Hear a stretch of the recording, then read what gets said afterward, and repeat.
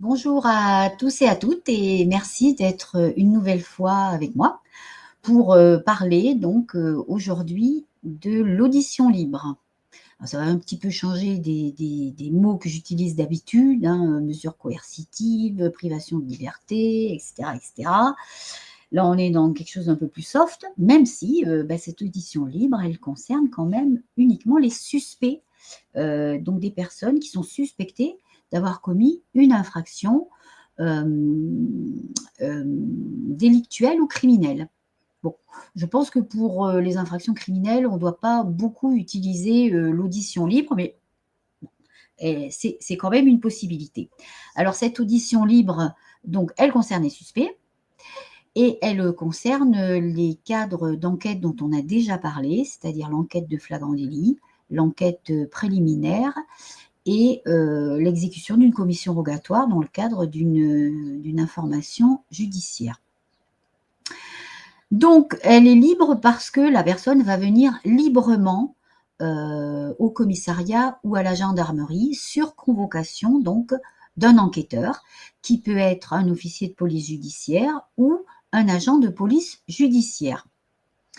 Alors cette convocation, elle est faite généralement par écrit, donc avec un formalisme assez particulier, dans lequel il est indiqué la nature de l'infraction pour laquelle la personne doit être entendue, ainsi que la possibilité qu'elle a d'être assistée d'un avocat, et puis d'autres petites informations concernant l'aide juridictionnelle ou des lieux vers lesquels elle pourra aller avant de venir au rendez-vous, chercher un petit peu des informations juridiques.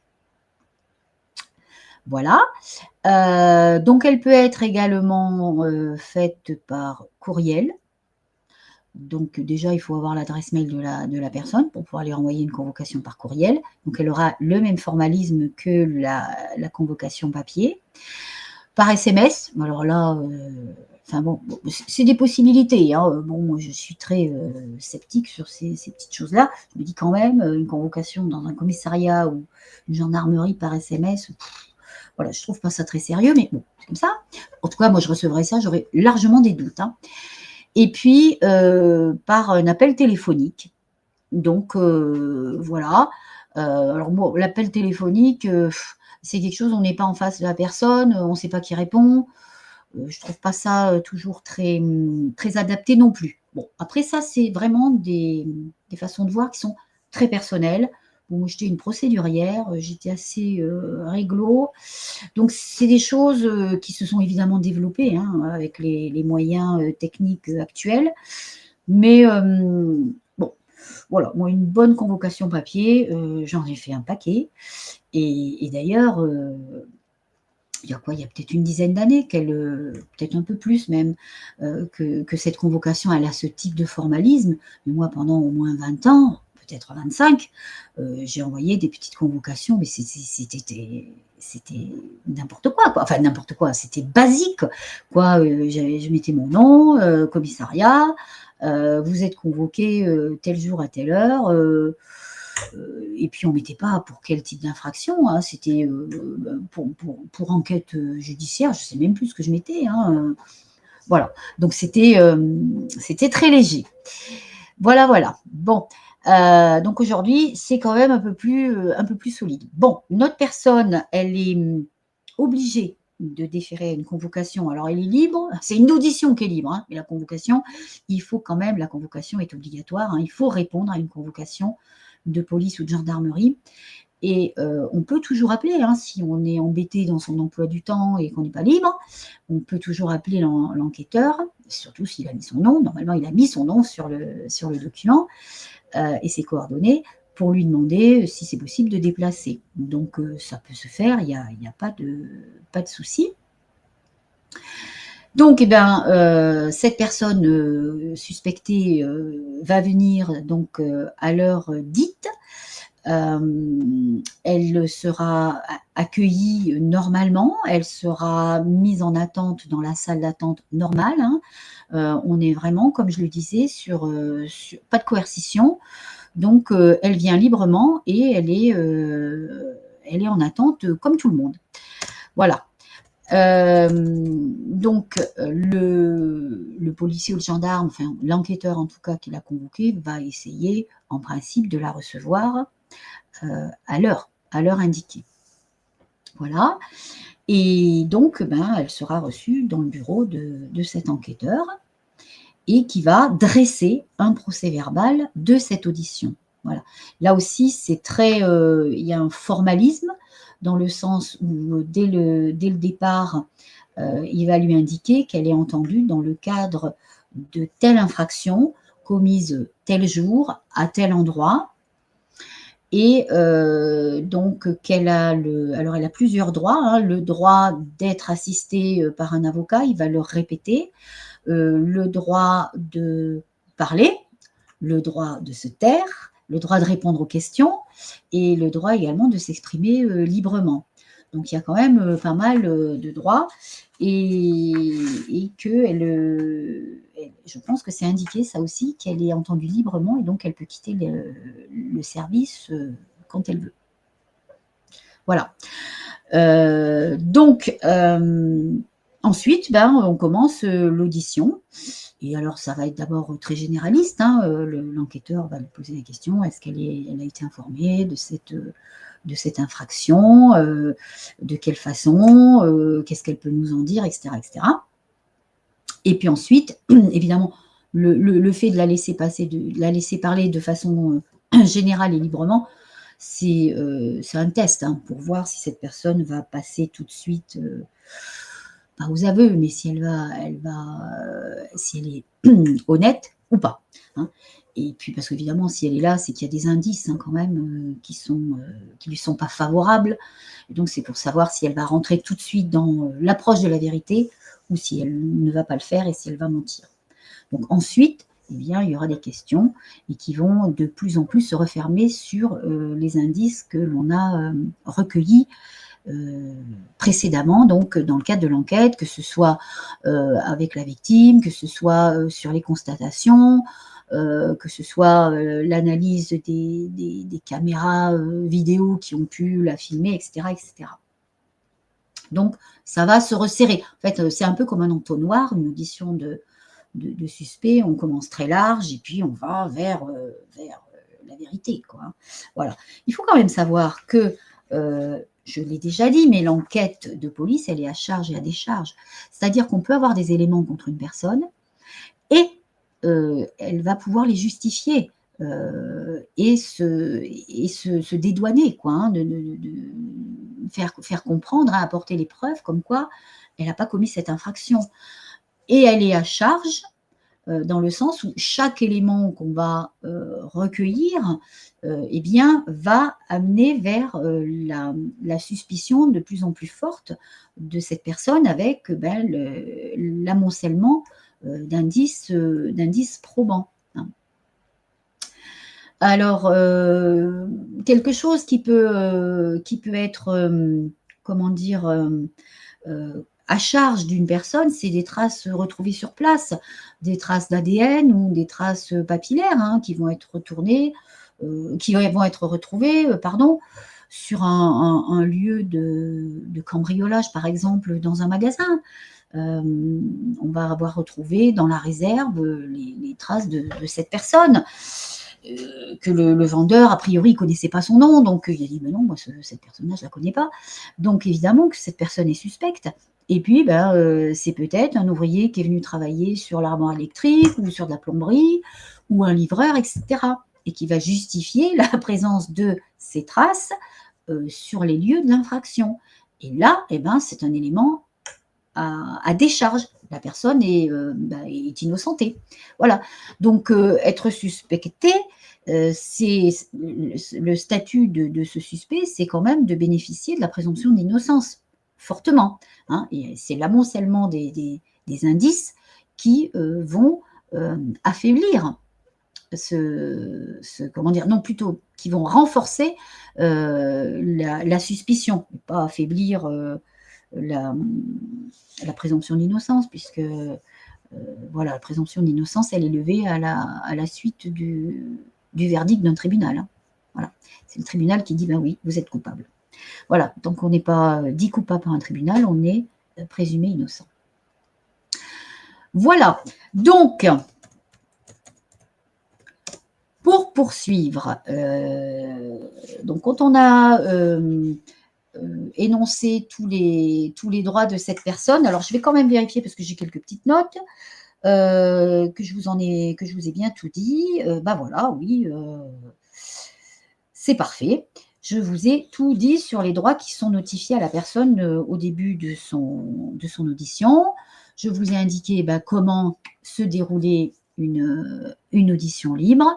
Après, il y a un moment dans l'audition libre, si la personne elle reconnaît clairement les faits et que ça va nécessiter d'autres investigations, peut-être elle peut citer d'autres personnes, des témoins, des complices, etc. Enfin, plus complices que témoins d'ailleurs. On va être obligé de la garder un petit peu enfin, le policier va être obligé de la garder, histoire qu'elle n'aille pas, faire des représailles ou détruire des éléments. Et puis, il risque d'y avoir besoin aussi de faire une perquisition à son domicile.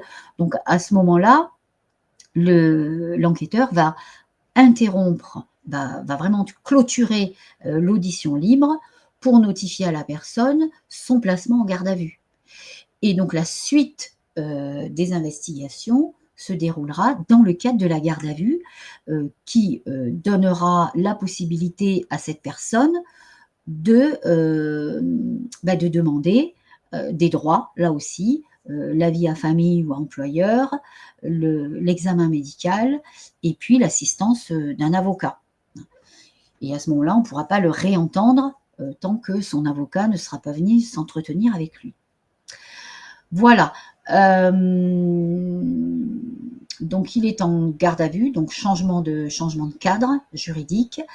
Et voilà. Les deux autres possibilités, c'est que cette personne, elle est blanchie dans le cadre de son audition. Elle répond et elle donne des éléments qui permettent donc de l'innocenter. Donc, elle est remise à la vie civile, pas en liberté, puisqu'elle n'est pas retenue contre son gré. Et donc, il n'y aura pas d'autres rencontres. Et puis, elle peut aussi être remise à la vie civile avec l'information selon laquelle on aura besoin d'à nouveau l'entendre ou la contacter. Voilà, parce que elle est toujours suspecte. Alors, avant de partir, cette personne, il faut qu'elle lise son procès-verbal. Tout procès-verbal qu'on nous demande de signer, quel qu'il soit, il faut les lire, ces PV, d'autant plus l'audition, parce que il faut vérifier si ce que l'on a dit a été clairement compris et clairement retranscrit, et complètement retranscrit. Voilà, en bas de l'audition du PV, il y a marqué après lecture personnelle, persiste et signe le présent avec nous. Donc, si la personne ne sait pas lire, l'enquêteur va lui lire son procès-verbal. Et persister, ça veut dire que tout ce qui m'a été lu ou tout ce que je viens de lire est bien fidèle à mes propos. Donc, voilà, je signe. Et si ce n'est pas fidèle, je peux refuser de signer. Et donc, soit l'enquêteur va le noter, refuse de signer, soit moi, je prends le stylo, et puis c'est plutôt ce que je ferai personnellement, en notant « je refuse de signer, mes propos n'ont pas été correctement retranscrits ». Voilà. Point barre. Et voilà. Donc, et puis non, c'est tout. C'est tout. C'est tout pour cette audition libre. Après, si on passe sur une garde à vue et d'autres auditions dans le cadre de la garde à vue, s'il y a une assistance à l'avocat, et ça, je vous en ai déjà parlé dans le cadre de la garde à vue, c'est bien. La présence de l'avocat est importante dans les auditions parce que l'avocat ne peut pas intervenir pendant l'audition. Par contre, à la fin, l'enquêteur va lui demander s'il a des questions à poser. Et c'est le moment pour lui, si des choses n'ont pas été clairement dites, voire ont été oubliées, de poser des questions en lien avec l'infraction, et questions qui peuvent évidemment blanchir son client. Voilà, donc ça c'est important. Il faut savoir également que l'avocat, heu, quand il rencontre son client, au moment de la garde à vue, pour savoir si, l'interpellation s'est bien passée, si, le PV de garde à vue lui a été, correctement notifié et cetera. Si on lui donne à manger, si on l'emmène faire pipi quand il demande d'aller faire pipi, enfin et cetera. Voilà, il entend aussi sur les conditions donc menées dans le cadre de cette garde à vue. L'avocat peut faire des observations écrites. Évidemment, quand il fait des observations écrites, en principe, c'est qu'il y a des dysfonctionnements, il y a des choses qui ont été faites, qui ne sont pas très correctes. Et ben, à la suite d'une audition à laquelle il a participé, il peut également faire, des observations qui sont annexées à la procédure. Donc ça, c'est très important aussi. Voilà. Et donc, notre audition plus classique, hein, dans le cadre d'une garde à vue, elle va, se dérouler, dans le même principe d'entonnoir, hein, que j'ai décrit pour l'audition libre. Et là, elle finit, par, aussi, par je lis et je signe et je persiste, hein, ou pas.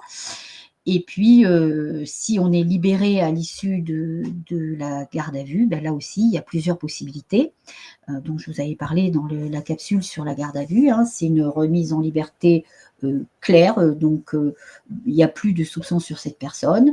C'est une remise en liberté, avec, soit possibilité d'être convoqué ultérieurement pour d'autres actes, soit, avec une date d'audience, ça s'appelle une COPJ, hein, convocation, par officier de police judiciaire, donc pour une date d'audience qui est fixée. Soit c'est la présentation au magistrat qui peut, lui, personnellement remettre une convocation, devant le tribunal, à l'individu qu'il reçoit dans son bureau et qui peut la sortir d'ailleurs en attendant par des mesures de contrôle judiciaire.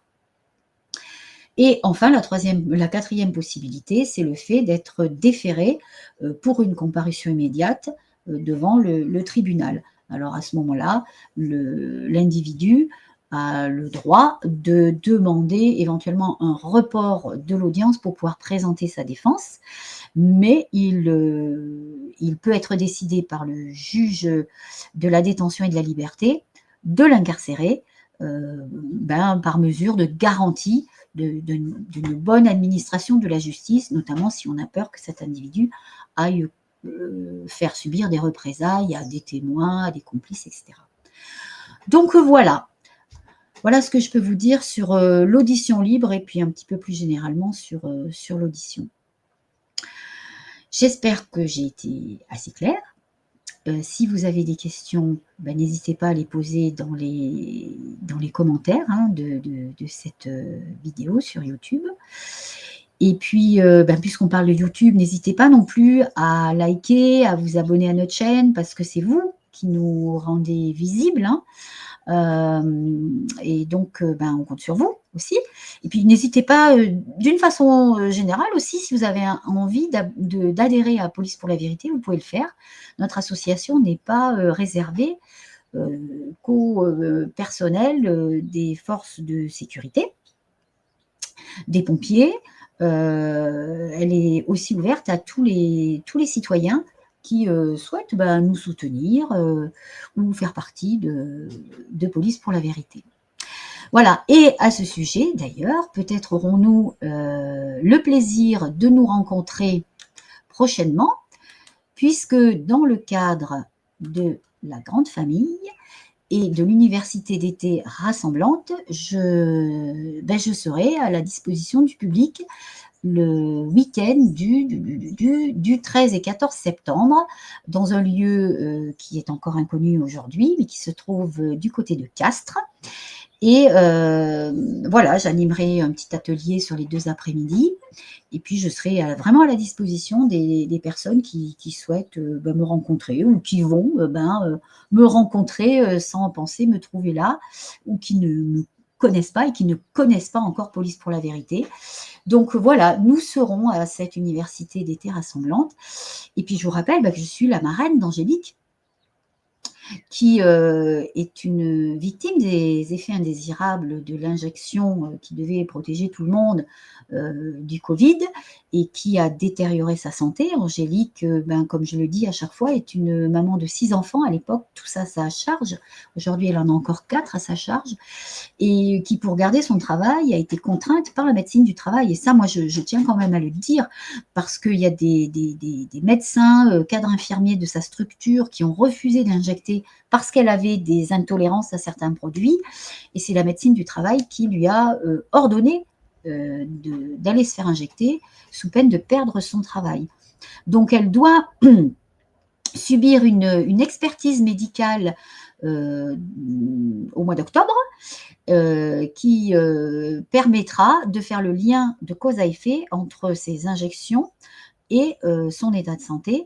Et donc, on le souhaite très très fort d'être indemnisé. Donc, ça risque d'être un petit peu un cas de jurisprudence. Donc, c'est pour ça que c'est important aujourd'hui de soutenir Angélique, qui, ben, évidemment, sans boulot, 4 gosses à charge, elle a des difficultés financières pour régler donc les 1 680 € de frais du médecin conseil, qui est aussi un expert, qui va l'accompagner sur cette audience. Donc, voilà, si vous avez la possibilité, l'envie de soutenir un petit peu Angélique, eh ben, écoutez, faites-le. Et vous aurez le lien de sa cagnotte dans la description de cette vidéo. Et je vous en remercie donc pour elle. Et elle vous en remerciera elle aussi personnellement si c'est le cas. Donc voilà, peut-être une occasion de se rencontrer. En tout cas, je vous remercie d'avoir été encore avec moi pour cette petite capsule. Et je vous souhaite une bonne fin de journée. Je vous souhaite eh bien de prendre soin de vous. On sait qu'en ce moment, c'est un peu tendu tout ça. Donc, gardons notre espérance, gardons notre dynamisme, gardons vraiment la foi en nous et en toutes ces personnes, ces collectifs, ces associations qui nous entourent et qui font du bien. Et surtout, si vous faites partie d'une association ou d'un collectif qui fait du bien, ben, n'hésitez pas à nous contacter sur l'adresse de Police pour la vérité, qui va s'afficher tout à l'heure à la fin du générique. Et parce que on interviewe des personnes qui ont des choses à dire sur ce qu'elles font avec leur collectif, leur association, pour soutenir, pour être solidaires, pour apporter du bonheur à des personnes qui sont plus en difficulté. Voilà, je crois que j'ai fini pour aujourd'hui. Je vous remercie 1000 fois de votre attention et je vous dis à très bientôt.